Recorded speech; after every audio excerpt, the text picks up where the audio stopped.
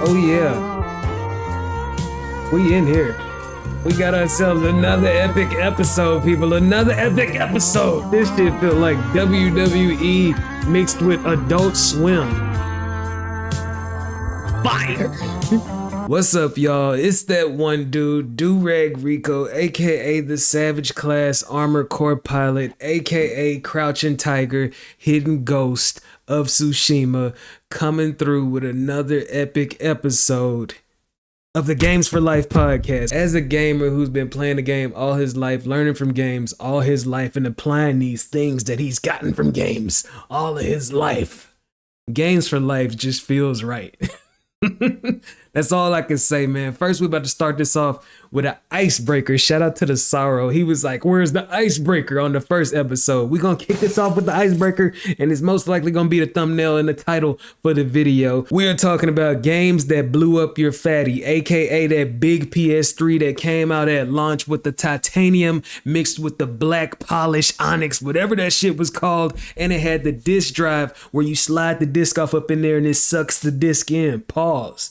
But anyways, I put this up on Reddit, like it says a month ago now. I'm surprised the time just goes by so fast. I'm always working on projects. But anyways, games that blew up your fatty. Anybody out there that was the owner of a PS3, we went through something called the yellow light of death. I know that the Xbox 360 gets all the clout for the red ring of death, but the PlayStation had its own phase. This shit was so ridiculous because when it happened, you would be so heartbroken because you would try to reset your game and you'll be like, what the fuck is going on? Next thing you know, you can't even turn it on. It comes on, it makes the little beep noise, and then you hear like a Power Ranger who got socked in the jaw. You just power down and everything is done.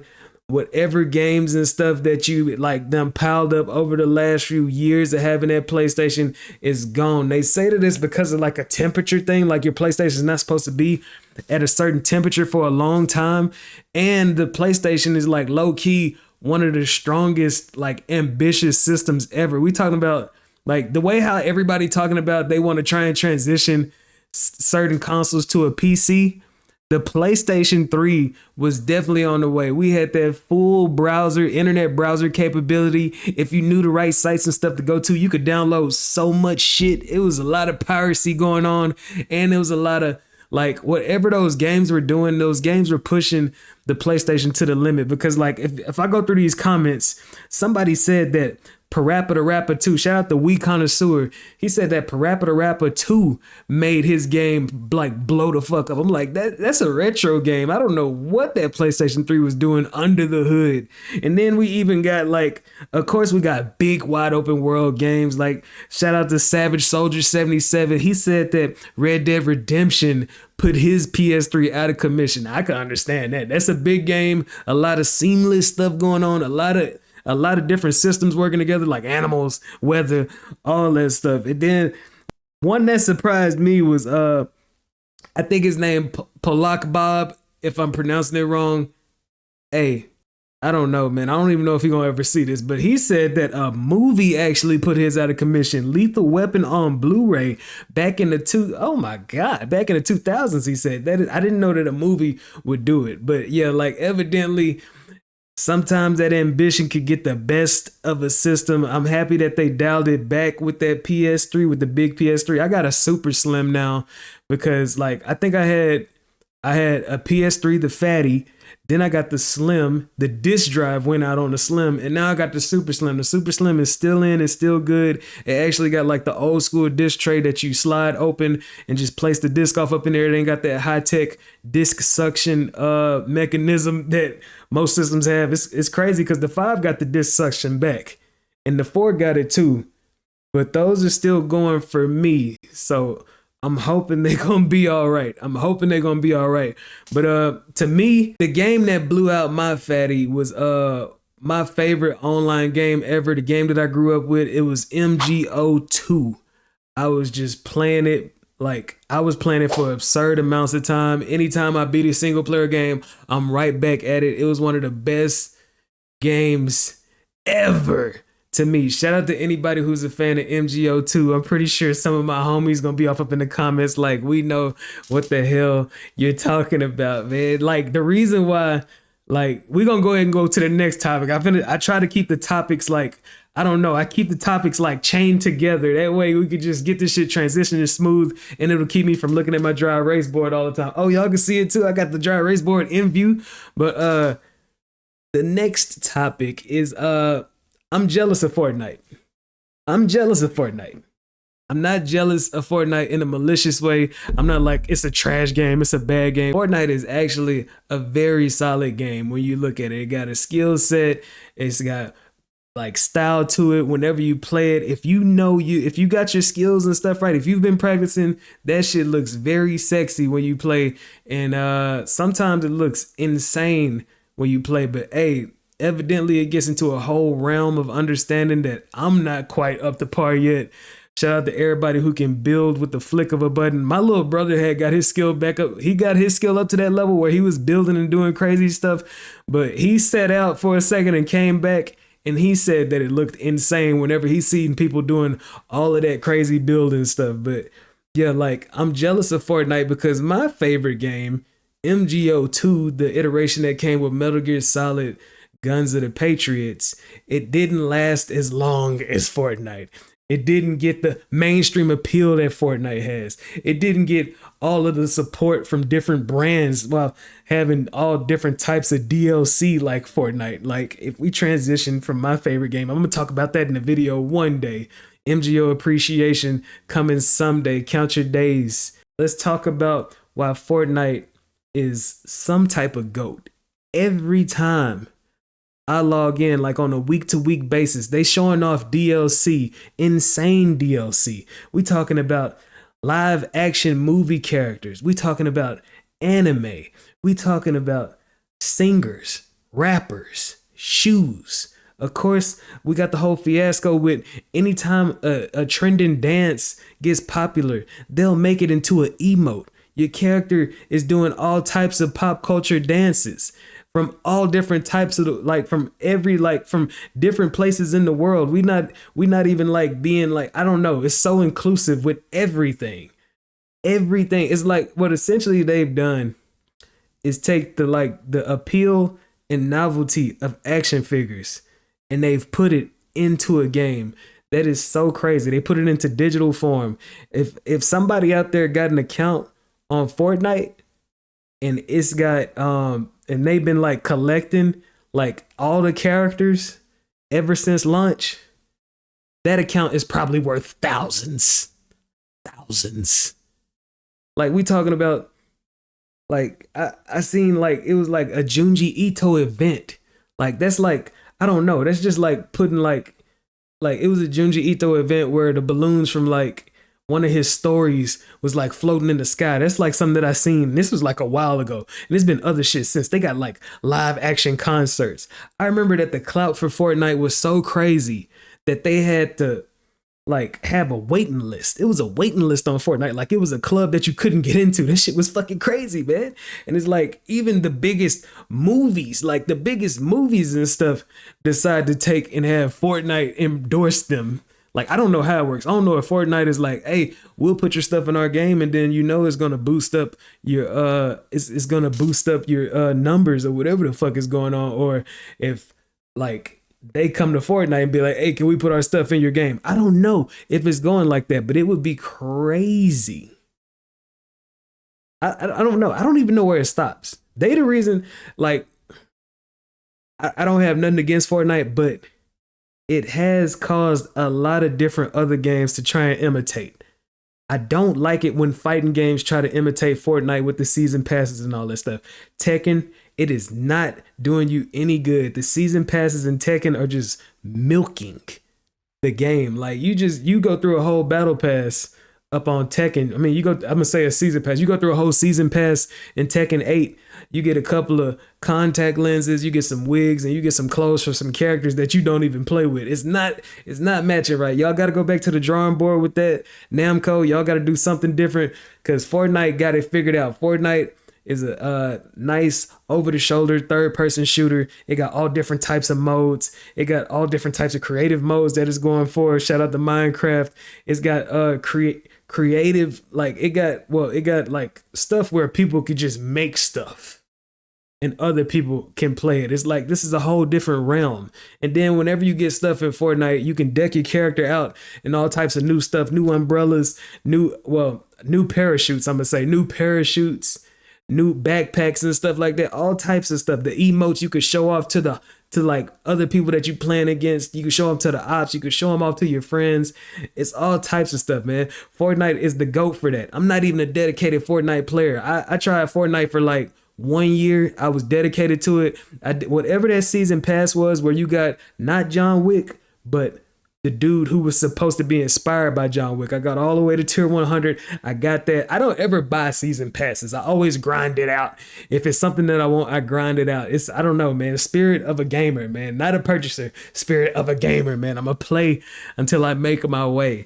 But yeah, man, like even the MCU get a lot of love from Fortnite. Like all types of heroes and shit like that. Like, of course, you got, I seen Spawn on there.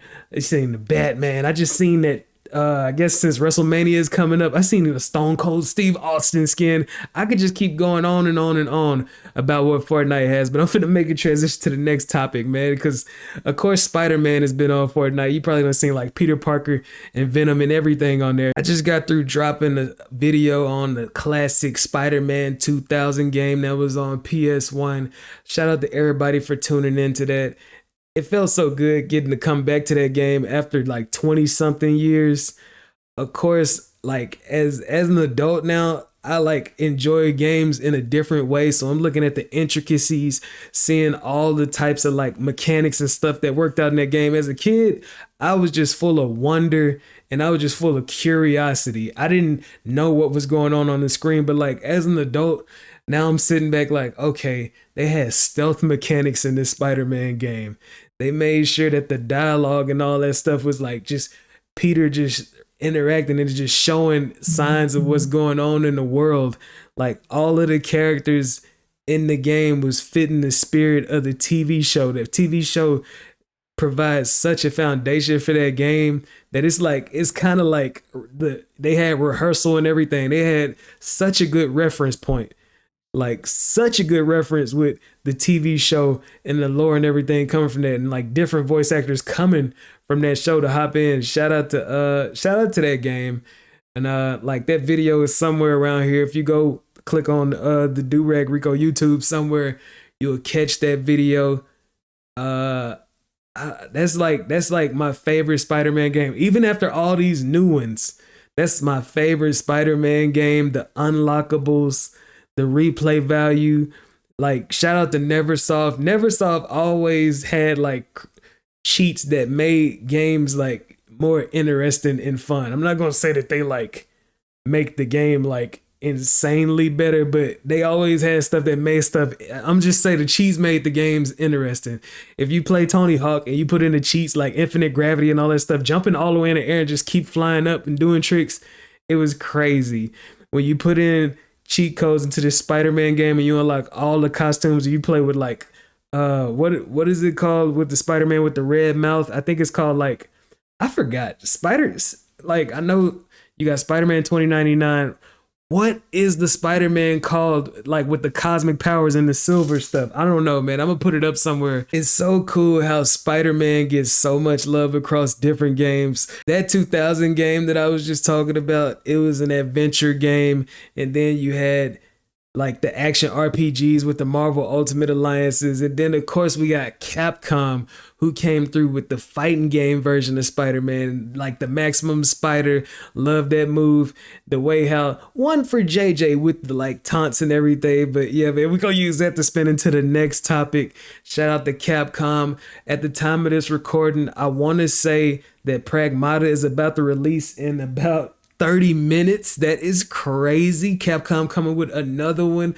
I love the creative approach that they're coming with this game. They haven't came out with a sci-fi based game since like, I'm gonna say Vanquish. Somebody correct me if I'm wrong in the comments. I want to say Vanquish was like the last sci-fi game that I remember. Or is that Platinum Games? Damn. Yeah, that's Platinum Games, man. But I don't know, man. Platinum Games feel like a spiritual successor to Capcom to me. I guess it's because it's like Shinji Mikami doing all that. But yeah, man, I haven't seen Like as soon as I seen Pragmata, I was thinking about Vanquish. That's probably why I got it stuck in my head like that.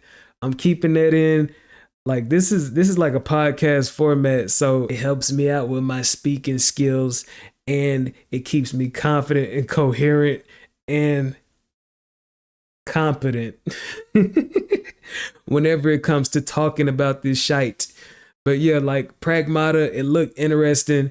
We got a dude with a giant robo suit with a little girl, look like a little android. She got little powers with her hands and everything. We're gonna see what's happening with Pragmata. I'm gonna get it. I don't know if I'm about to get it like right now, because like one thing that's disturbing me about like the game industry these days is like I understand physical copies are like being kind of like drowned out. Cause like if you go somewhere and try and get a physical copy of a game day one, they're gonna be like, if you pre-ordered it, we could give it to you. But if you ain't pre-ordered none, we don't have none. And they would much rather, like, I'm pretty sure companies would much rather you go home and download it because physical copies cost money, you know, pressing and all that stuff, all the CDs and all that stuff, making manuals and books in plastic cases. But yeah, man, I miss the days where you could walk into a store and see a top shelf just full of physical copies of a game. And you know that one of those could be yours without having to go pre-order it and everything. I guess that's the incentive to go and pre-order. That way you'll have your copy guaranteed. Like I tried to go cop Crimson Desert. I tried to go cop it like day one, but it wasn't no physical copies. And I'm gonna see about Pragmata. If I see it at the store, I'll snatch it up. I didn't pre-order it though. What I did pre-order though is Saros, because I'm a fan of Returnal. But we're gonna talk about that later. At the time of this recording, another trailer for Street Fighter just dropped today. It was pretty fire. It had a sample of Tupac, My Ambitions as a Rider. They remixed it, My Ambitions as a Fighter. Shout out to them. Shout out to hip hop for being a part of this. This is low key a battle of franchises when it comes to their movies, because we had a Street Fighter movie and we have Mortal Kombat 2. They making sure that Carl Urban is all over the place playing Johnny Cage. I can't wait to see it. I loved in that one trailer where they had the Wu-Tang playing in the background. Wu-Tang Clan ain't nothing to fuck with. Wu-Tang Clan ain't nothing to mess with. Whatever you want to say, clean version. But yeah, we're about to see. It inspired me to play. I want to say the next Forget the Hype is going to be based on Mortal Kombat. It's going to be beautiful. It's going to be a game that I've been having it sit on my shelf. It's going to be a surprise when it pops up in the thumbnail. Like and subscribe and you'll know what I'm talking about. And all I know is people going to be getting bicycle kicked. That's all I can say about that. I'm pretty sure if you know, you know. The last thing that we're going to talk about is zombies. I got zombie fever. You see the Resident Evil shirt. I was playing Resident Evil before Spider-Man. Now the next game that I'm about to play is going to be like a mix of both. Spider-Man and Resident Evil. That's all I'm going to say about that. That project is going to drop when it drops. But I'm finna end this episode of the podcast with what's y'all favorite types of zombies? Because, like, it's so many different types of zombies. You got George A. Romero's Walking Dead zombies, the classic shamblers, the slow. If you see one, it's kind of funny. They look like they, like, you know what I'm saying, kind of drunk. And if you see, like, a whole, like, horde of them, it's like, oh, shit, we need to get up out of here. You got, like, George Romero's homie. I forgot his name, but he had the Living Dead, like Return of the Living Dead zombies. These zombies were like a little bit, they were like more goofy. They actually had a conscience. I want to say it was one of the movies where one of the zombies turned out to be some dude's girlfriend, and she was like running around, walking, talking, still making out with the dude and all that stuff. And she just was like, I don't want to bite you. I still love it. Like, it was crazy. But like the Living Dead zombies, they got their own thing. Of course, we got the Resident Evil zombies. These zombies, they're like shamblers. But because in Resident Evil, they were made by like evil pharmaceutical companies, these, like, they keep doing more and more experiments. So these zombies start getting even crazier. Like when you start getting into the tyrants, when you start getting into the different animal types, like extra horrific. Like whenever you see the Cerberuses, like a Cerberus in real life would be fucking terrifying. If there was like birds that were zombies and we had to watch out for getting our eyes pecked out, that shit is crazy, man. And then Like some of my favorite, like I'm gonna say my favorite zombie after giving those examples. It's so many different examples though. Like when we consider the Last of Us zombies, when we consider the Last of Us, the cordyceps, like the infected, we consider those zombies. I consider them some type of zombie. I mean, I don't know, man. I don't know. I don't know. That's a debate. Is the cordyceps infected? Are they zombies? I don't know. I don't know. But yeah, my favorite zombies, if you want to call them that, I don't know if it's a controversial topic or not, is in the 28 series, 28 days, 28 years, 28 months, whatever you want to call them. Those infected, those zombies, fucking terrifying. They don't just want to bite you. They're violent. The way how they spread the infection, it could be spread like the common cold. If they like running around in some of their sweat, if some blood sprinkles on you in your eye or something. I remember one of the movies had one of the dads walking around like, it's such a beautiful day. And then like something dropped in his eye and he got the like start bucking and yakking everywhere. Those are my favorite ones. Cause if if the world went through that right there and I had to try and overcome that with my family members, you know, the elders and the kids. Oh man, that's gonna be some work right there, man. That's gonna be putting everybody to the test, man. But yeah, shout out to everybody for tuning in. That's the second episode of the Games for Life podcast. I got all these new lights and shit in the background. It's like, I don't know, like all this sci-fi shit that's about to drop, like between Saros and between Pragmata. I was inspired by that. It's pretty cool. I don't know what this is gonna look like when I get through editing. Hopefully nobody has a seizure or anything watching this, especially when I start putting out clips and shit like that. But yeah, y'all, that's the end of this episode of the Games for Life podcast. Shout out to everybody for tuning in. To all my homies, if y'all ever want to collab and if y'all ever want to like talk about something like a certain topic or something, hit me up. I'm gonna catch y'all later. And yeah, man, I hope y'all got some XP from this. Y'all be safe and stay geeked.